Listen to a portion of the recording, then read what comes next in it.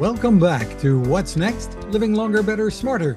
In this episode, a boost for your body and your spirit. This edition is made possible by Brain HQ from Posit Science. There are a lot of brain games out there. Brain HQ is much more, backed by science and a myriad of scientific studies. 5 minutes a day is all it takes to make a difference.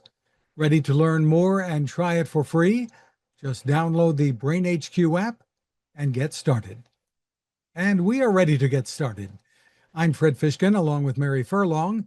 Here we are in August already, Mary, and we're celebrating with episode number, drumroll, 100. Wow. And at 100, and we were just talking that Tony Bennett would have been 100. The summer is flying by. It's been a wonderful summer. I hope to cap it with a few days in Carmel with my toes in the sand. And I hope everyone in our audience has managed to enjoy it, in spite of some of the challenges. Heat waves and fires have been among those challenges, but we have a breath of fresh air joining us today, actually more than one. Later, we'll be chatting with Richard Louv, a best-selling author who coined the phrase nature deficit disorder. He has a new book titled Noticing: Intimate Encounters with the Natural World. We can't wait for you to meet him, but first we have another author with a new book coming soon and some valuable information you'll want to hear about GLP-1 drugs. Our good friend, Dr. Michael Roizen. Hi, Dr. Mike. It's great to be here, Fred and Mary. Thank you. So thank you for joining us once again on the podcast, and we have lots to talk about. First of all, I'm very interested. I looked at the Lilly stock this morning, and lots of people are talking about the drugs. It seems that either everyone's taking or thinking about taking, and lots of confusion. Will you lose your hair? Will you lose weight? Does your cardiologist recommend it? Should you take a pill or a shot? So lots of news this summer, including coverage by Medicare under a new program. So tell us about that.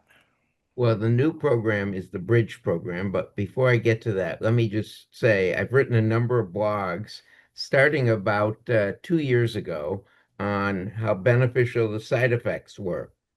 So in our executive health practice, essentially someplace over 90% of people are on either low dose or a more substantial dose because the side effects. Independent of weight loss, decreases heart disease, stroke, memory loss, decreases cancer by 18%, decreases recurrences of cancer. There are 18 supplements and small molecules that make a difference to how long and well you live.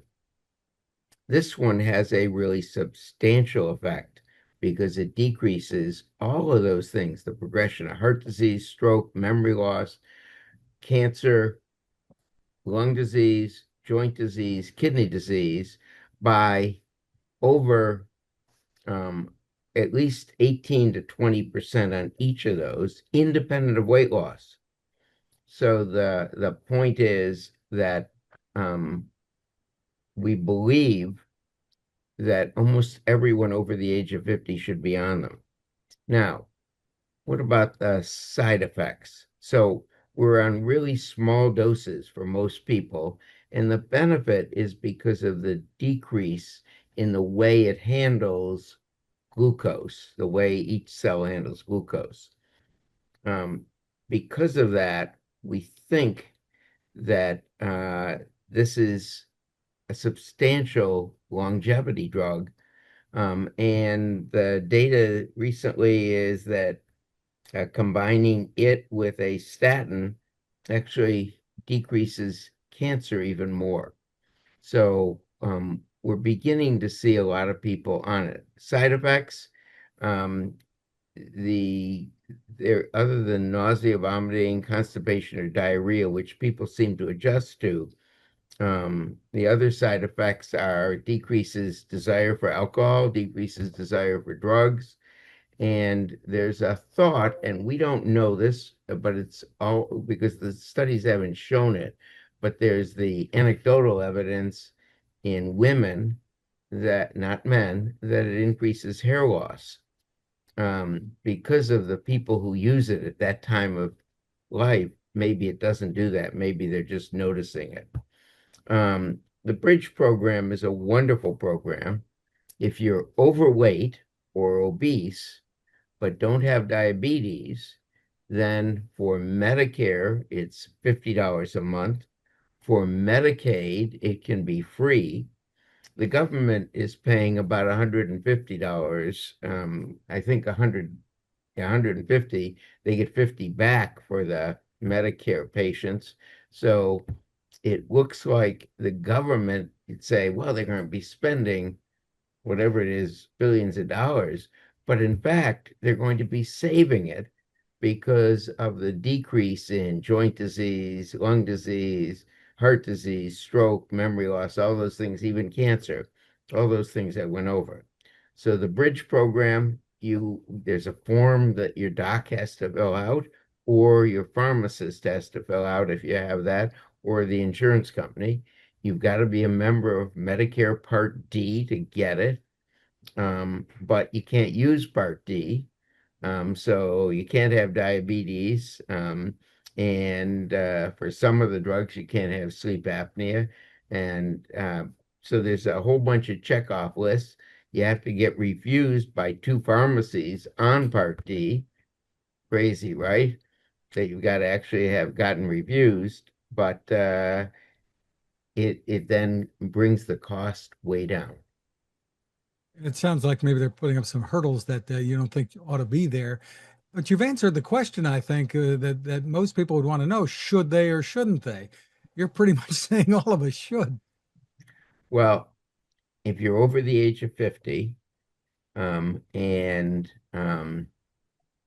you have concerns with any of those things that I said, cancer, every one of us has concerns with, I think, heart disease or cancer or dementia, those three big things, and you're willing to exercise.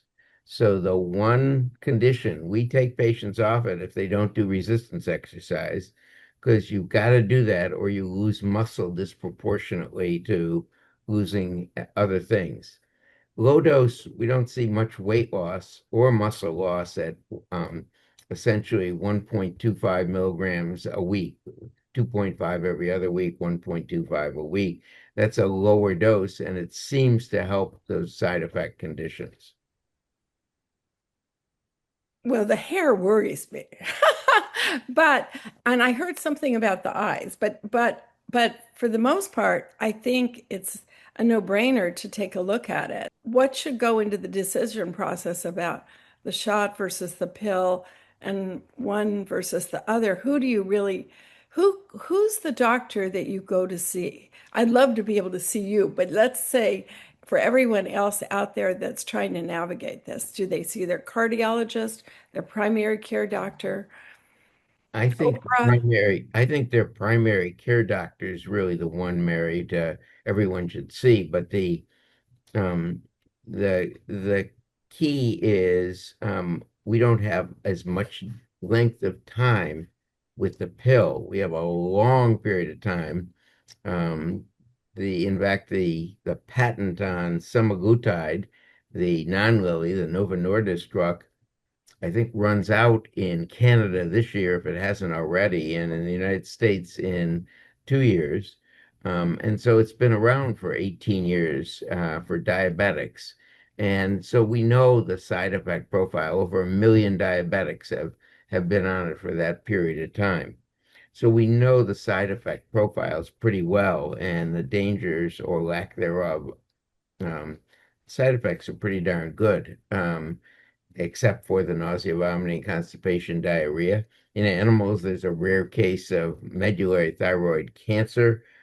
We haven't seen that in humans, but it is in animals. And so we don't give it to patients with that as a history or major risk.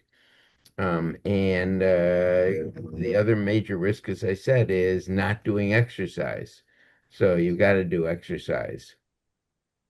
Is there anyone else who should be thinking twice before jumping in? Because most of us can do at least some exercise, I would think.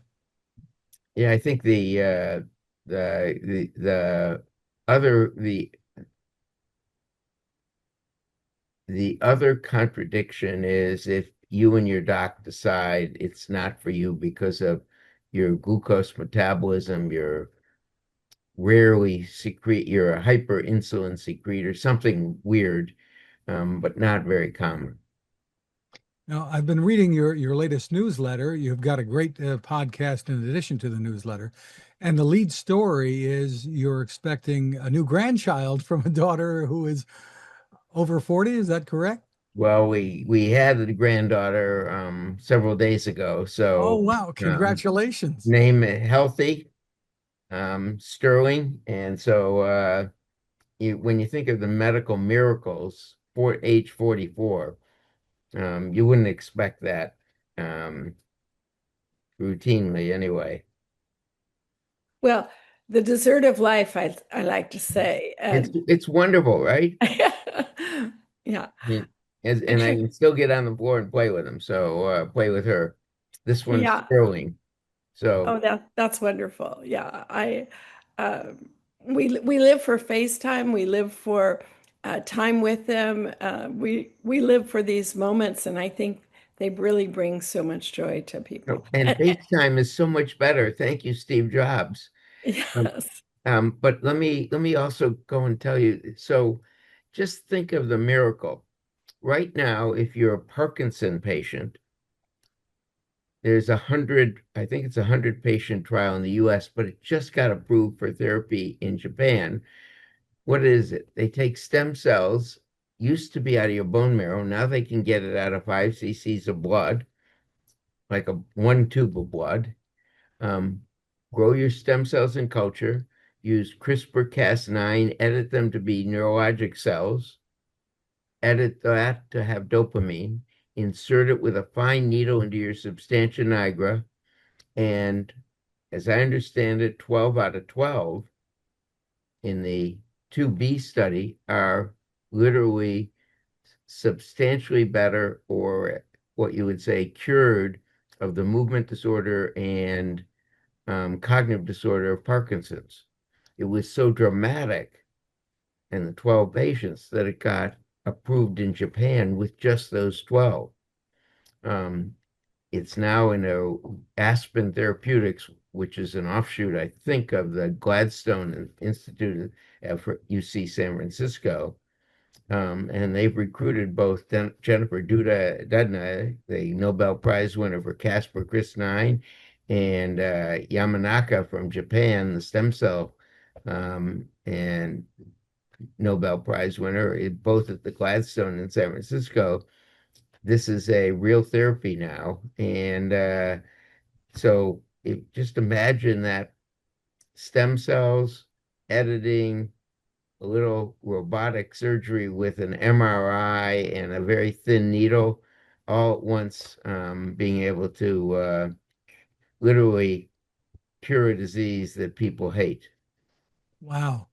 And the wonderful thing is, Dr. Mike, you keep on top of all of this research, or at least most of it. I don't know how any human can track all of it and relate all of this to us.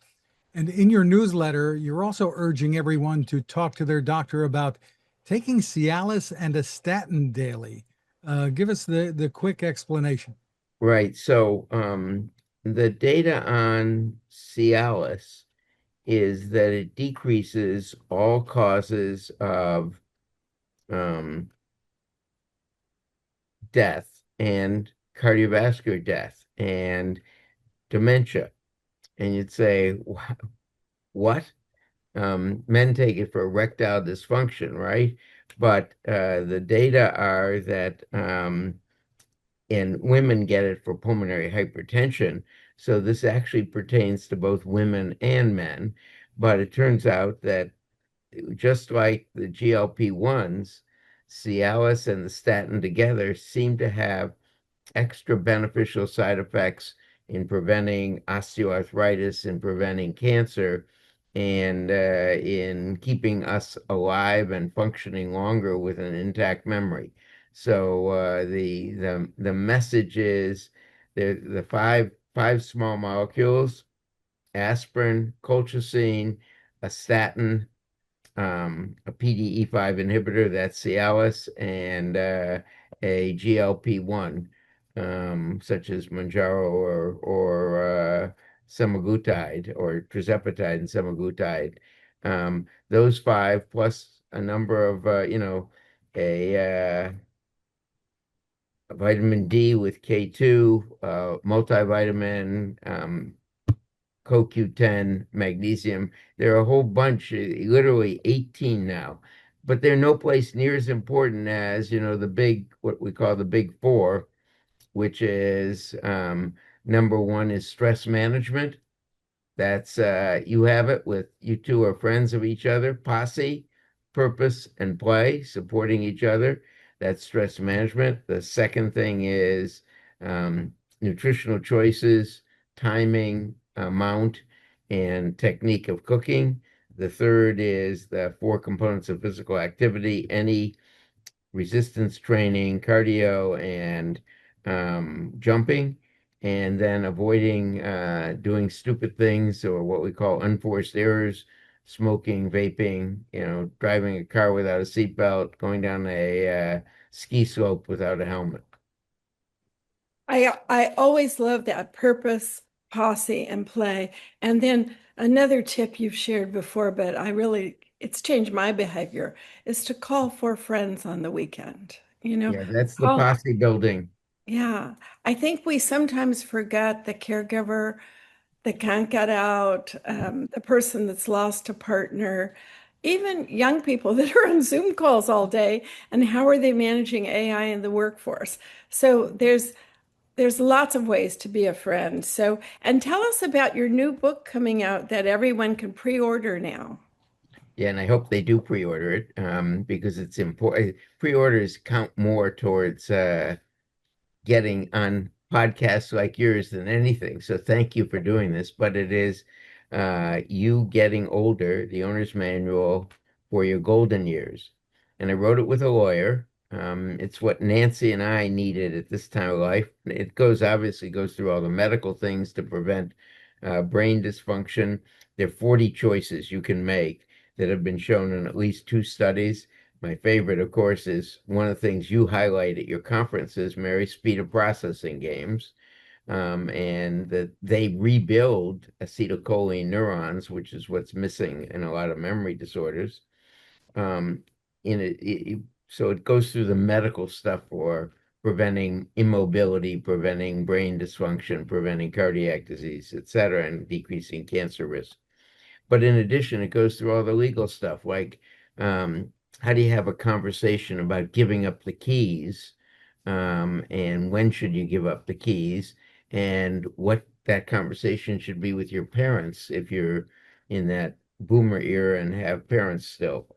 It goes through the difference in wills and trusts and why you really want to put the most valuable assets or the ones you have any loans on in trust rather than in a will, because probate charges on the gross value, not the net value of something, and so a will is much more expensive. It goes through stuff like that. It goes through the difference in medical power of attorney and guardianship and financial power of attorney and all of that type of stuff that we care about. And then also, if you lose a partner, should you get married again? Should you live together?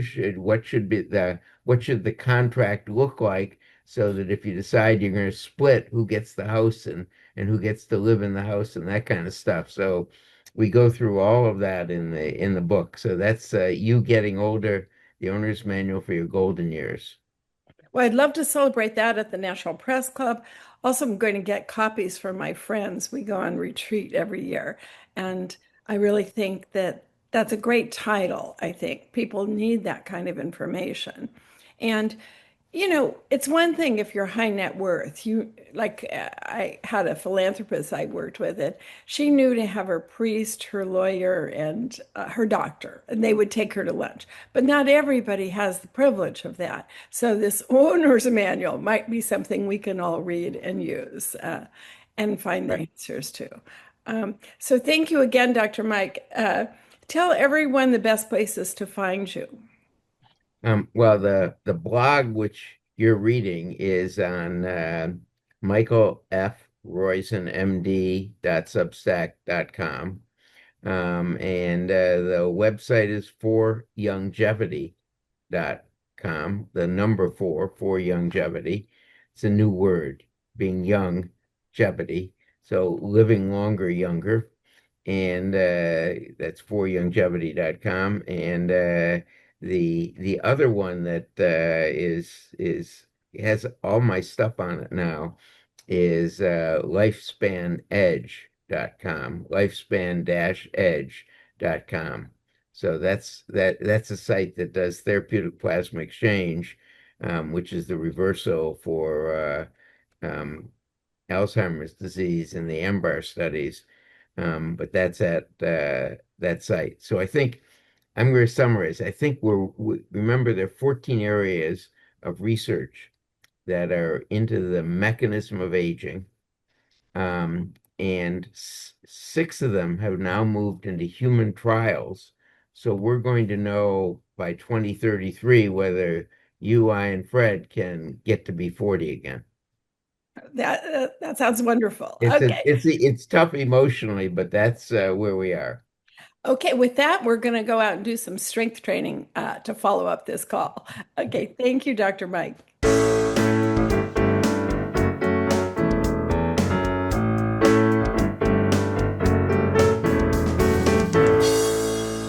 Mary, now for the part about taking care of your soul. Journalist and best-selling author of Last Child in the Woods, Richard Louv is with us to talk about a brand new book and more. Hi, Richard. Hi, Fred. Richard, it's really a pleasure to have you join us. Your new book is wonderful for all ages, but I think it can be especially helpful, even healing for older adults. Well, thank you. I hope so. Being older now myself, I think doing it was a little bit healing. So, And the new book is titled Noticing Intimate Encounters with the Natural World. It is an invitation, really an urgent invitation for us to push past the digital noise that surrounds us all and find maybe some magic right outside of our windows and doors.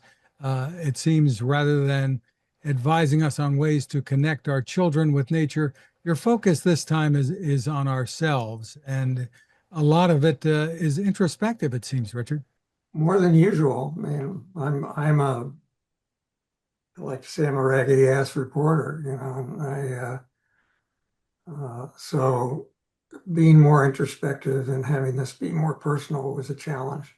You know, media is changing a lot today. So you had a long career in journalism in San Diego, right? I was a columnist for 24 years for the San Diego Union Tribune back when it was actually a newspaper.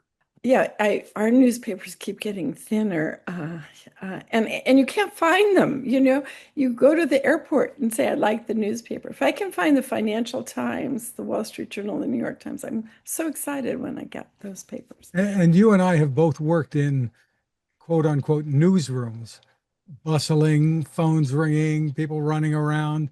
In radio, you had deadlines on newspapers, obviously, but radio, we had deadlines every hour for a newscast, things like that. So, it's non-existent in many places today. The old newsroom that you and I remember. And I don't think the importance of the disappearance of the old newsroom has been recognized, not just for journalism, but for the communities surrounding the newspaper or magazine or television station. That newsroom provided self-policing. People think that journalists run wild and make things up, but not if you were in a real newsroom. Let's go back to your book. So, what an impact you're having, Richard. Your new book, Noticing, seems very personal. Personal.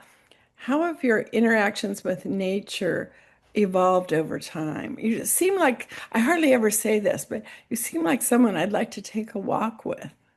Oh, yeah. And vice versa. Well, in the introduction, it tells about when I got the idea for the book. My wife and I had moved to the mountains east of San Diego, where we have mountain lions in our yard. They're it's not the wilderness, but it's quite wild in some ways. And we did that partly to deal with our own nature deficit disorder, which is the phrase that I coined in Last Child in the Woods, which was about the disconnect of children and therefore all of us from the natural world and the implications of that to our health and all that. But I was walking up the road near here, my daily walk. I go several miles, and I started thinking about journalism and about how much missed my fellow journalists, and that I've always thought were the smartest and most irreverent people that I've known, and that's a good combination, intelligence and irreverence. And I really missed that community, the newsroom, in a sense, metaphorically. Um, and what I missed about not only the newsroom, but about the act of observing, the act of going out, having an appointment, say, with a politician at a big meeting, and to interview that politician, walking up and noticing that he or she had a red pen in his or her pocket, and noticing how other people looked at that person, and noticing the wallpaper, if there was wallpaper, and noticing all of this infinite detail, and taking that back to the newsroom or to my computer or typewriter earlier than that. And that became the color of the story. Those are the details that I noticed that would give the story life. And I missed that act of noticing. I realized, that I don't know about you guys, but the joy of writing is not the finished book. It's not the article itself. It's the act of noticing in doing that. And I missed that. And at about that point, I realized that for some time I'd been watching the wild turkeys that were up on the road ahead of me, and watching all the details of those and how they pecked, and how they seemed, the chicks would run along behind the mother, and just their behavior and the iridescence of the feathers on the mother's back and all of that. I was already logging that away. So I'd never quit noticing. And I realized that I did that as a kid, which is probably what made me want to become a journalist. It's a full circle. I had a deep awareness of the woods and the fields behind our house. I noticed lots. And that's very much like being a reporter. And I missed that. And I figured, well, I don't have to go back to the newsroom to find that again. I can stay out here and just notice more. And I love the way you uh, convey to us grandparents or parents or any kind of teacher, because I think you're talking about this in an education sense as well in the book, about how you relate this to children. And it's not, oh, look at the frog. Oh, look at the raccoon. It's imagine what it's like to be that frog, to be that raccoon, what they see, what they feel, what they eat. And that is such great advice for people, because it's not just the kids who can do that. It's all of us too. Yeah, there's a story I often tell about meeting an educator at a nature center. I think it was in the upper Midwest. It was a remarkable nature center surrounded by a lot of wild. Wolves would come through that land. And I asked the people there, well, what is it that I asked this educator that I met. She was dressed in khaki and was quite a good teacher, clearly. But I asked her what the thing that attracted the kids and the adults most at on the land in this nature center. And she said, it's the pond. And there's a little pond within eyesight. I said, what do you do when you take kids down there? She said, oh, yeah. She said, what do you do when you take them down there? She says, oh, we test the pH of the water. Now, pH of the water is an important thing to learn how to do, I think. The science is important. Um, but I asked her, do you ever go down and have the kids sit at the pond's edge and wait for the frogs to come back to the surface, the ones that jumped into the water when you approached, and just wait? And then ask the kids to feel what it must be like to be a frog? And she says, well, no, we'd go down and test the pH of the water. The guy standing next to us, I think he was also an educator, he told me later that as great a teacher as she is, um, she couldn't hear my question. And the reason is because of all of the pressure she and he are under to meet state standards, school district standards. They're all based on hard science for the most part. And those don't have anything to do with the act of becoming the frog, which you actually have to do. That's an essential step, I think, in biology, the empathy for the other creatures. There's a guy I met, and I wrote about in the last book, and in this one too, who teaches what he calls critical anthropomorphism. And he says in order to study a snake, you have to become a snake. And he teaches his college students to do that. He says they sit and they watch a snake come through.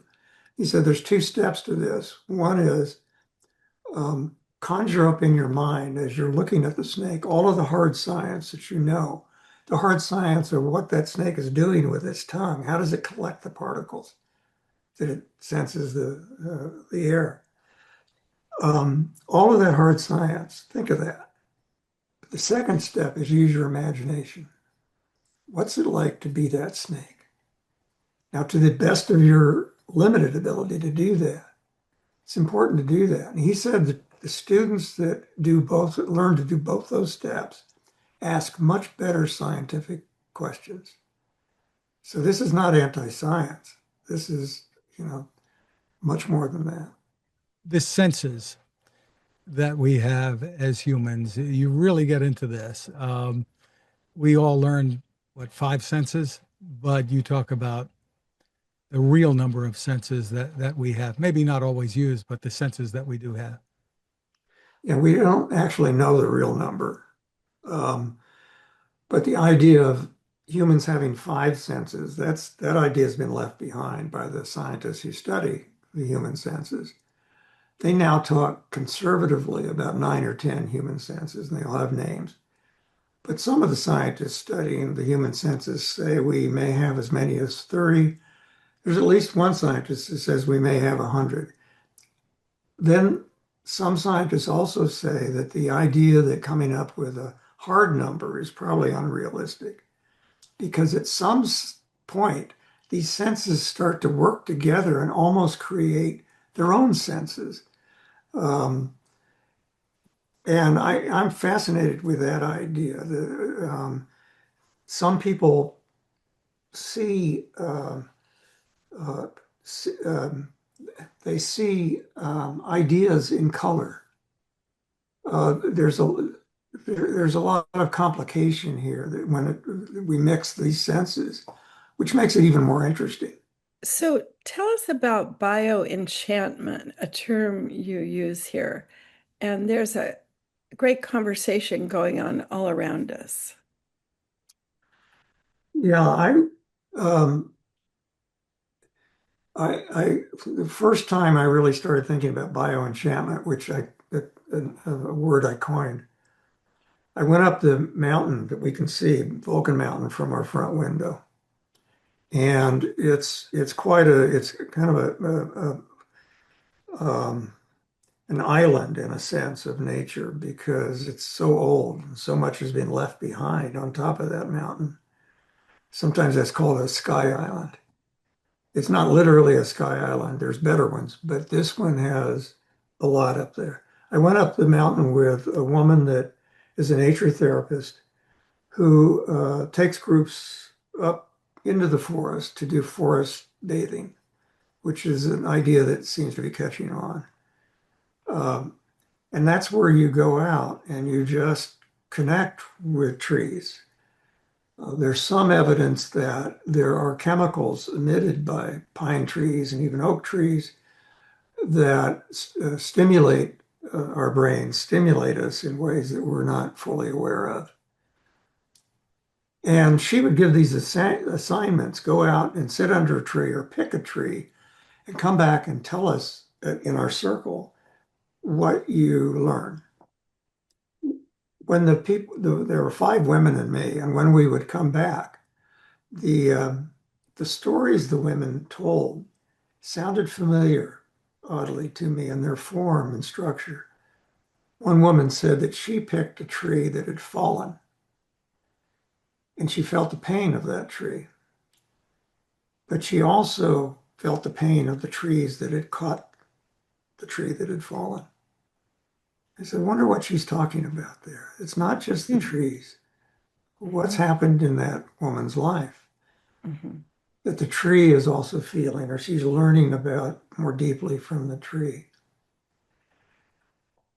Science in the last 15 years has made huge leaps in its understanding of the amount of communication there is, for instance, in a forest or a desert. Communication between species, among species, that is all around us. I call that the great conversation.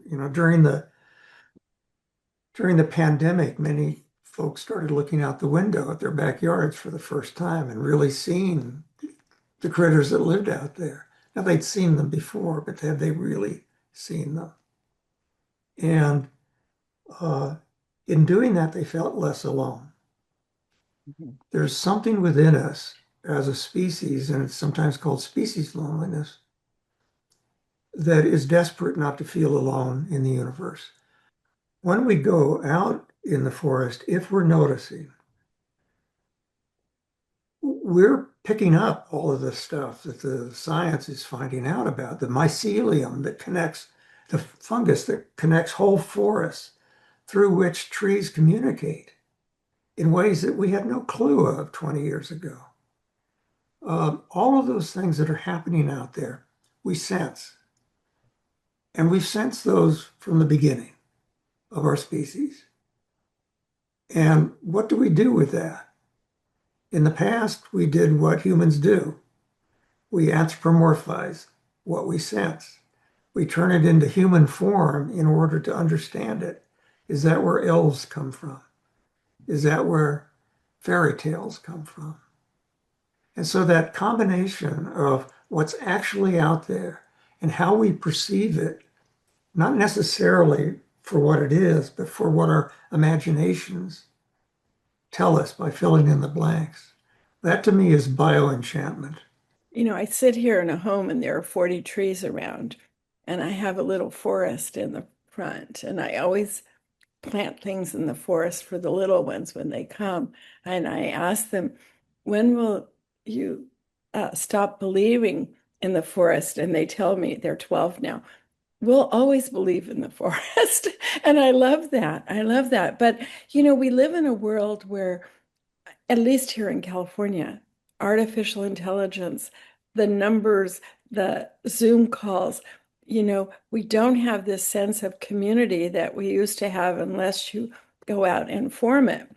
So tell us, what are some of the steps you can suggest for us when it comes to practicing deeper noticing? And I think some of our audience may have less mobility now. So for them to have a birdhouse where birds come, or what are the things that we can do, practical steps that can help us see nature as a way to find more community, and also how can it help us with healing? Well, first, I'm glad you brought up AI. I think, oddly enough, the hunger for nature is actually, I think, going to increase exponentially Right. because of all of the artificial intelligence, because of all of the lack of authenticity. Mhm. not only because of technology, but because of politics, because of the way we live now, which lacks a sense of reality increasingly. So the more that happens, the more hunger we will feel for nature. I remember interviewing a group of college students several years ago who had made a practice of going out into the woods and going on hikes together. And the reason they did that is because it was new to them. It was novel. They were bored with computers. You know, the artificiality around us is going to move us, I hope, at least further into nature.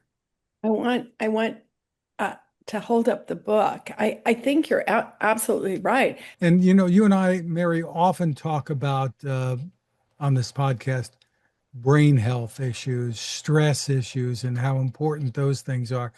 And I think Richard really has the best prescription here to help us cope with those things. I have a kind of an equation that I use, which is I'm not, by the way, I'm not against technology. I actually like Zoom calls. I would not have met you without the Zoom call. Be better in person, but the Zoom call is pretty good. It keeps me off of airplanes too. Exactly. And so the equation that I use is the more uh, high tech our lives become, the more nature we need. It's an issue of budgeting within a family, within a school, within society. It's not that we have to do away with computers. That we have to include nature in our lives much more than we do. Your words are so inspiring. I'm helping a friend who's writing a book about her career as an interior designer. And she's a master at her craft. And she has a library that doesn't stop. And so a young designer wants to visit her and see what she could learn. The best thing you can do is write down the details, you know, the details. That's a great idea. Well, that's just beautiful. I've enjoyed your book so much, both the physical book and the audio book. I've done them both, and I Great, think thanks. it's been terrific. So thank you so much for that, Richard, and for all of the work that you're doing. The book again is Noticing Intimate Encounters with the Natural World, and everyone can learn more at richardlouv.com. Thank you, Richard. Thanks, Fred. Thanks, Mary. We also want to thank Dr. Mike Roizen for spending time with us. Remember to pre-order his new book, You Getting Older. Mary, I know you've got more on your late summer reading list when you get your toes in the sand. Yes, I can't wait to do that. Well, I just brought out a couple, Fred. So Niswa, because it's summer, it's hot, and this is a book, Market Inspired Cooking from France's sunniest city. So in this hot weather, I just am looking for salads that with nectarines and things like salad Niswa. I didn't teach women in leadership this summer, but I'm always interested in biographies about interesting women. So, Becoming Madam Secretary with Stephanie Dre is on my um book list. And she took on Titans, battle generals, and changed the world as we knew it. So it's about Frances Perkins.